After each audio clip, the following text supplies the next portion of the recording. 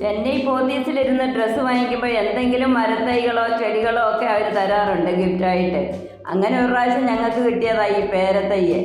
കൊണ്ടുവന്നപ്പോൾ ഇതൊരു ചെറിയ തയ്യായിരുന്നു. അപ്പോൾ വേറെ ചട്ടിയൊന്നും ഇല്ലാത്തത് കൊണ്ട് ഞാൻ വാട്ടർ ക്യാൻ കട്ട് ചെയ്തിട്ട് അതിനകത്തോട്ടാണ് വെച്ച് കൊടുത്തത്.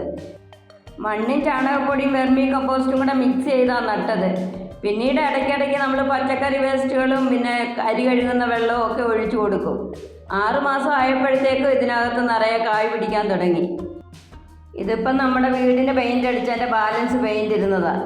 എന്നാൽ പിന്നെ അത് വേസ്റ്റ് ചെയ്ത് കളയാതെ അതിനങ്ങ് അടിച്ചു കൊടുത്ത് അതിനെ ഒന്ന് വൃത്തിയാക്കി എടുക്കാമെന്ന് വിചാരിച്ച്.